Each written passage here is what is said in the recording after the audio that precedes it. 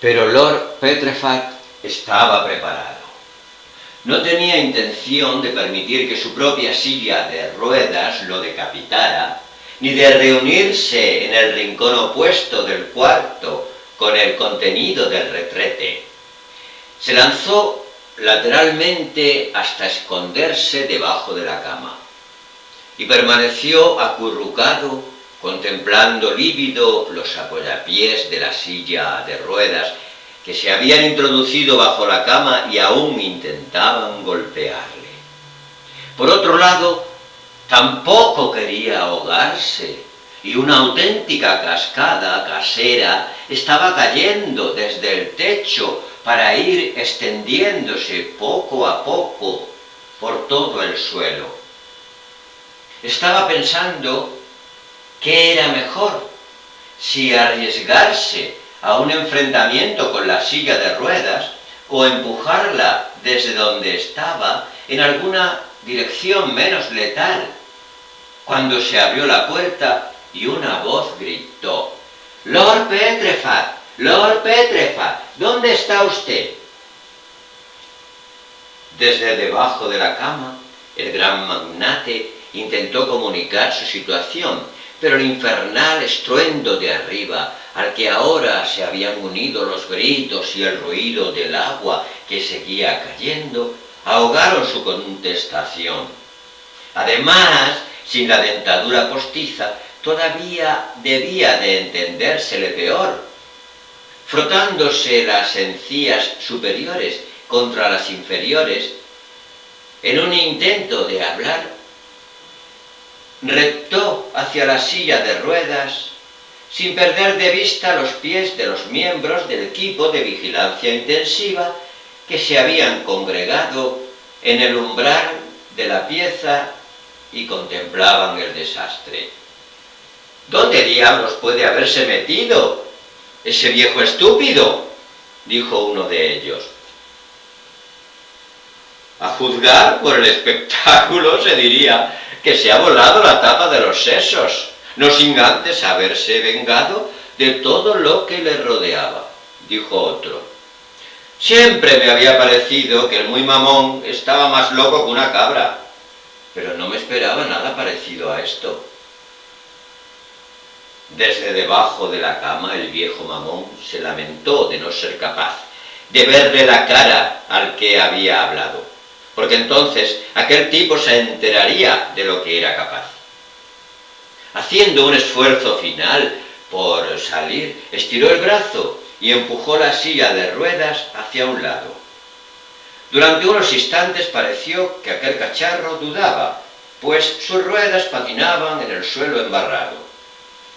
De paso, un extremo del cordón del pijama de Lord Petrefat se enroscó en torno al eje de una rueda y al final el mecanismo quedó detenido.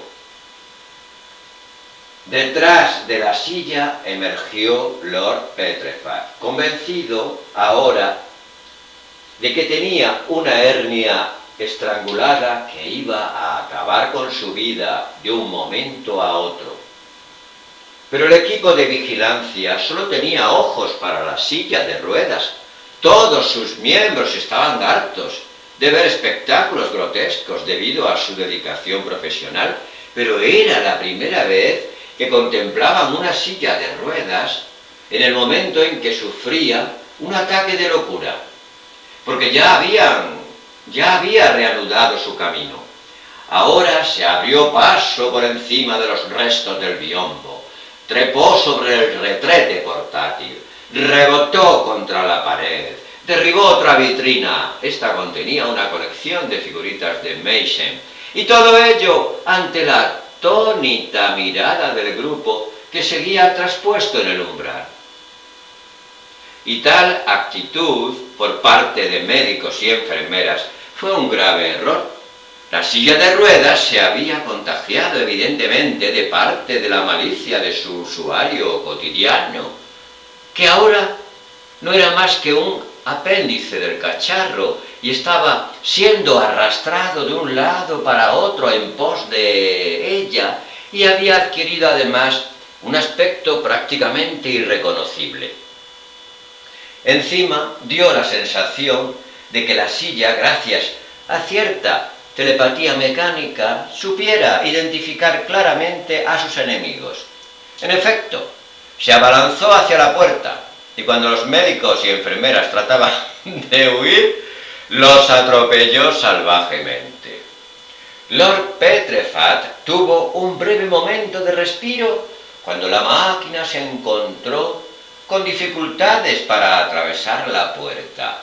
Pero luego lo logró y comenzó a correr por el pasillo, cargándose todo cuanto se le ponía delante. Primero descartó a los médicos y enfermeras, limitándose a dejarlos tirados por la alfombra. Pero la puerta, forrada de bayeta verde, no fue para ella más que un leve obstáculo, cuya única consecuencia fue que Lord Petrefat se diera un buen golpe contra la silla. Superada la puerta, la silla pudo correr libremente, rebotando contra las paredes del pasillo en su alocado avance.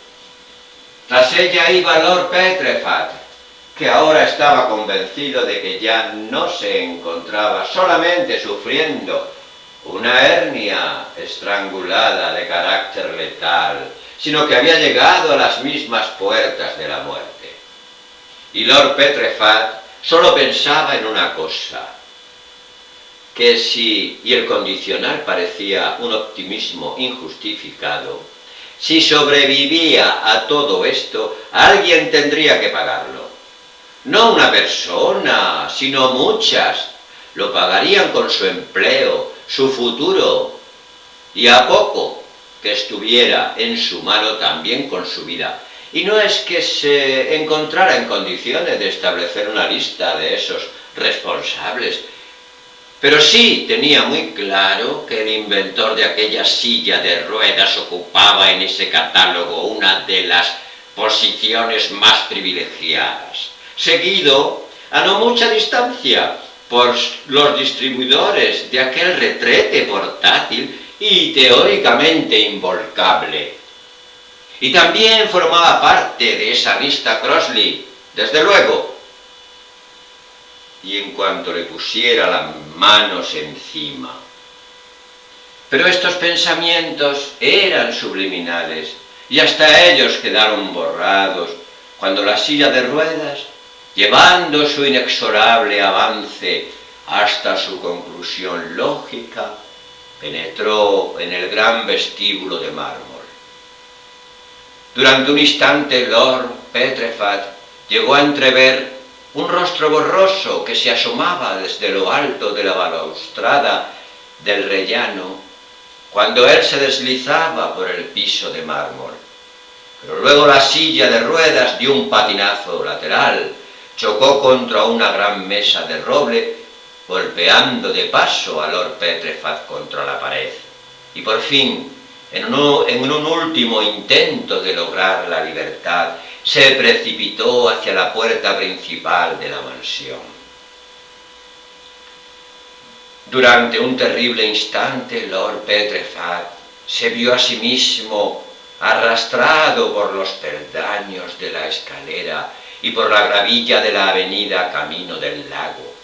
Pero sus temores no llegaron a hacerse realidad. La silla falló por un palmo en su carrera hacia la puerta y se estrelló contra una columna de mármol. El apoyapiés se desmenuzó estrepitosamente.